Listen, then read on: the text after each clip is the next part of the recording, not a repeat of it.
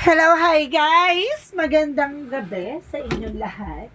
This is Chin from my Sagari channel, a faith healer, also mata reader. So ngayong hapon na to, ngayong gabing to, tingnan natin ang nagsasabihin sa inyo ng ating mga gabay. This is weekly gabay for the month of October 1 hanggang October 8 for the sign of Libra. So Libra, welcome to my channel. Ano kaya ang messages, advices na spirit guides ang ating masasaga for today's video? Kanina naman kayang energy or kaganapan sa buhay ng mga Libra ang ating mahagilap. So guys, this reading is a journey din lamang, hindi lahat makaka-resonate. Kunin lamang pa makaka-relate sa inyo and comment down below kung kaninong energy ang ating nasagap. And of course, don't forget to like and subscribe my channel. And notification bell for more videos updates. Sa mga hindi pa po nakakapag-subscribe sa aking channel, please click nyo na po ang subscribe button dyan sa baba for all bell para updated kayo sa mga videos na i-upload natin every time in every moment. So guys, and of course, maraming salamat sa walang sawang pagsuporta sa aking channel. Lalo-lalo na yung mga hindi nag-i-skip ng ads. Maraming salamat po sa inyo. Naway pagpalain po kayo ng langit at may kapal. Diba? Pasabog! So guys, umpisahan na natin for the sign of Libra. Angel Spirit Messages, ano ang pinaka-mensahe sa'yo ng ating mga gabay? For the sign of Libra.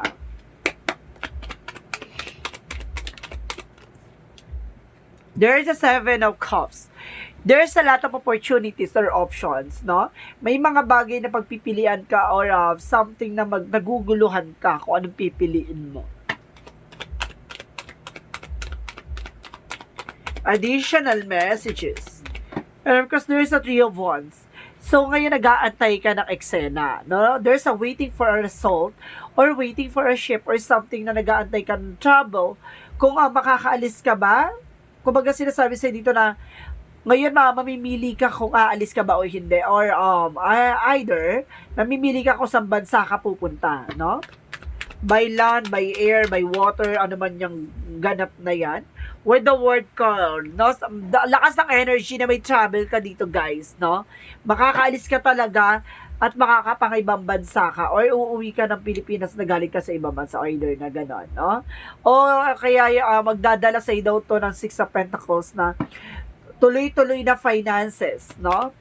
So this is the this is the moment na parang may naantay ka bang pera or timing na kumbaga pag-uwi? Kasi itong pag-uwi mo ay talagang or pag-alis mo ay may dala ka akibat na malaking salapi. And of course, there's a King of Swords, there's an information, maging matalino at maging wise, no? And of course, there's a justice, maging pantay at magkaroon ng hustisya o magkaroon ng balanse sa bawat eksena, no? What is the 7 of Cups?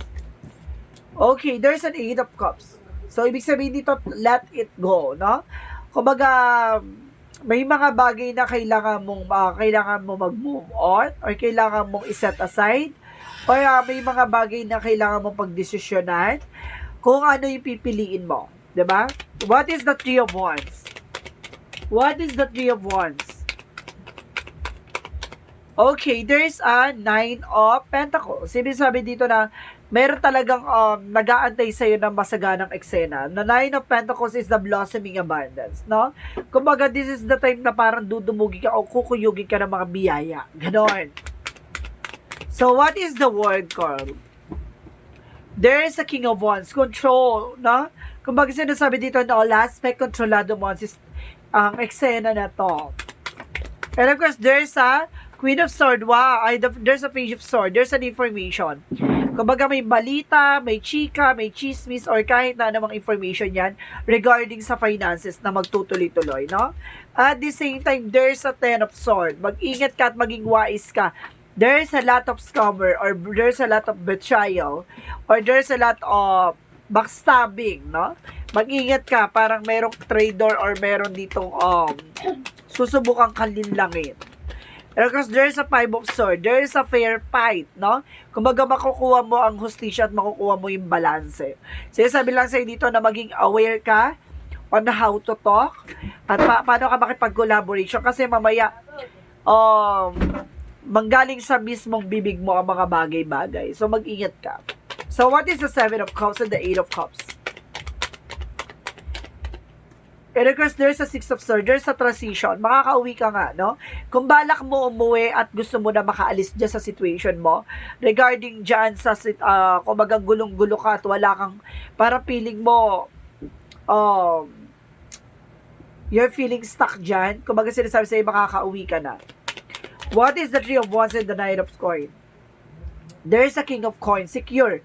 Ibig sabihin dito, insecure mo about sa finances mo kasi parating na talaga ang magandang bukas. What is the word of the King of Wands? And of course, there's a Chariot card. No? So there's an action or taking action. And of course, there's a time will come, no?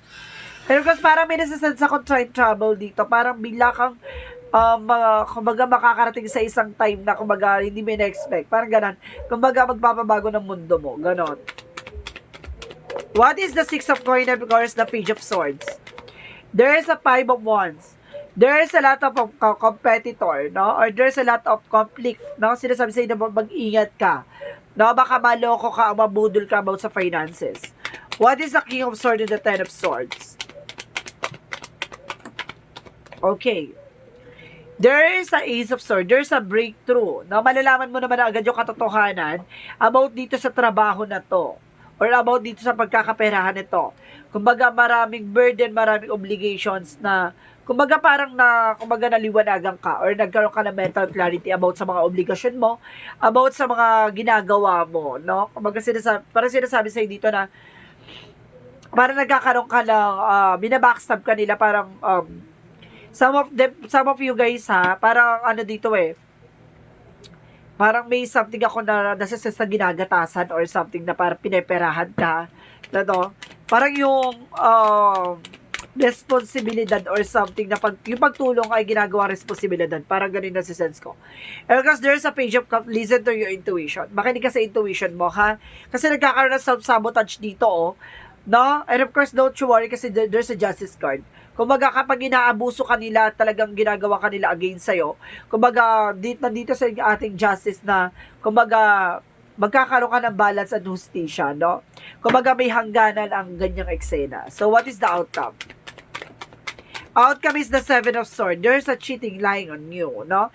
Meron talaga ditong, there's a sneakiness, no? Or meron ditong manloloko or nagsisinungaling behind your back. And of course, there's an Ace of Cups. There's a new romance coming in. May bagong pag-ibig at may bagong pakilig. And of course, there's a 9 of Wands. There's a final push. May mga bagay na kailangan mo lang i-set aside o kailangan mo i-push, di ba? Napakalapit mo na raw sa eksena na to. So, what is the Love Oracle card? The Phoenix, diba? New pace, transformation, and of course, rising from the ashes, no? Kumbaga, after mo magsakripisyo, diba? After mo mapunta sa eksena na, kumbaga, naghirap ka, tapos nagsakripisyo ka, tumulong ka, tapos at the end of the time, masama ka pa. And because there's a wedding ring, matatagpan mo tong pagbabago na magdadala sa'yo ng everlasting promises by person. There's a new love life coming in for you para makakawala ka sa eksena na to na magdadala sa'yo ng pag-ibig. Diba? Kung siguro itong pag-ibig na to na magpapabago ng buhay mo. Parang may nasisense ako ditong foreigner. Ganon. Ibang lahi. So, what is additional yin and yang oracle card? There is an earth sign. Diba? Some of you mayroong kakaugnayan sa Taurus, Virgo, at Capricorn. At the same time, there's a garden. No? Kailangan protectionan mo yung sarili mo. At baka may tao pumoprotekta sa'yo. And of course, there's a forming structure, no? Maaring malakas at matibay ka na. Solid foundation. Itong pagsasama yung dalawa or itong person na makikilala mo ay is a solid foundation. So, let's see what is additional messages. And of course, there's a trust. No? Magtiwala ka sa bagay na nangyayari sa'yo. And trust your feelings and dreams to guide your career path. I told you so. There is a trouble. Ang lakas ng energy na may trouble talaga. At the same time, there's an infinite abundance. See, sabi ko sa'yo, di ba? Kung baga dudumugin ka ng swerte at biyaya. Pasabog ka dito. So, what is Archangel Michael messages?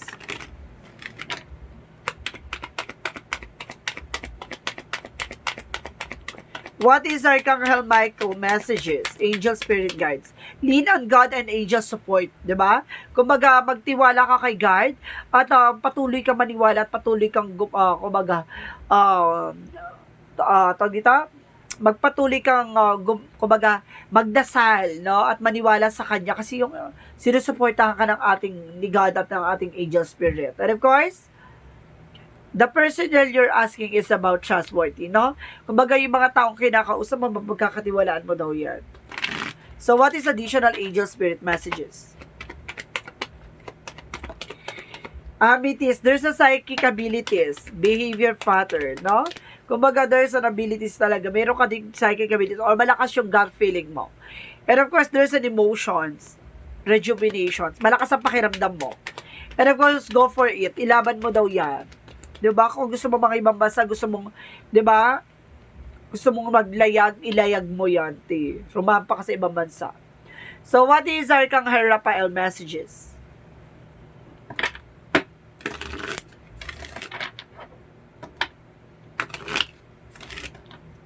So, what is Archangel Raphael messages?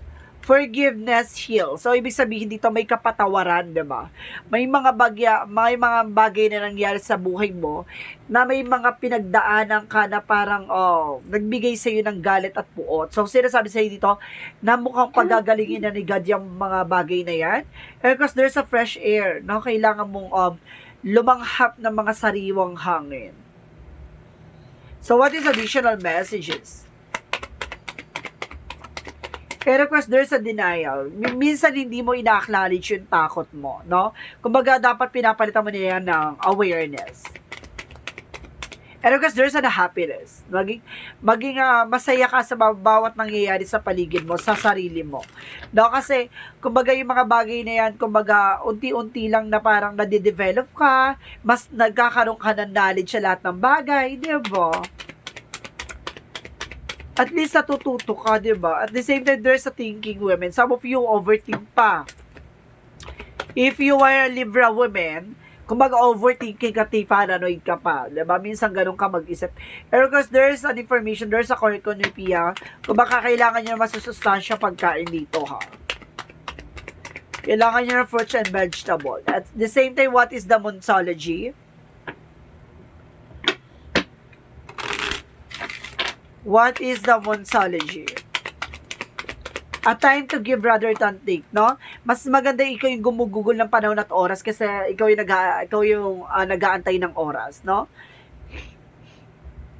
And of course, a new start is coming. Parating na raw yung bagong simula dito, T. Diba? At the same time, show the world the real you. Ipakita mo kung sino ka talaga, diba?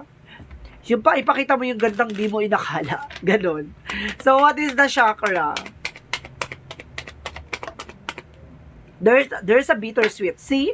Sa dami mo pinagdaan ng kirot at pait, 'di ba? Sa lahat ng sakripisyo pinagdaanan mo. See, may tamis ng tagumpay, 'di ba? Because there's a rejection. Some of you kailangan mong i-reject yung mga bagay-bagay na alam mong hindi makakatulong sa'yo. Kahit anong information yan, na alam mo makakasira lang sa i-reject mo. Or some of you kailangan, kumbaga, pagtanggap sa mga rejection. At the same time, there's an expansion na palalawakin ka at kumbaga, palalakihin ang kaalaman mo sa mga bagay-bagay. So, what is the Romance Angels? Okay. Healing family issue. Some of you magkakaroon ka daw ng healing for a family issue. Parang mauunawaan nila about sa pagtulong mo. No? Dapat hindi ka nila iniuobliga. Parang ganon. So, what is the Jesus loving quotes?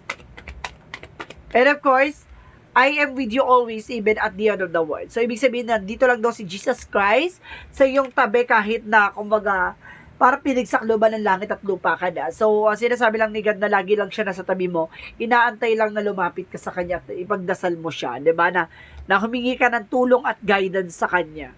Magpapadala ng instrumento yan. So, what is the angel's number? There's an 8. I am successful. So, sinasabi dito, your talent for setting and reaching goals is like no other. You are self-sufficient and capable of achieving your ambitions, representing the ebb and flow, that infinite loop of creation, no? Kaya-kaya mo mag-create ng mga bagay-bagay. Kaya-kaya mo papagtagumpayan lahat ng bagay na ninanais mo. 'Di ba? Kung ano man ang gusto mo, may isa sa katuparan mo 'yan. Kasi may ganong kang abilities eh. Kumbaga, pag ginusto mo, ginusto mo. Ganon. So, what is the messages of life?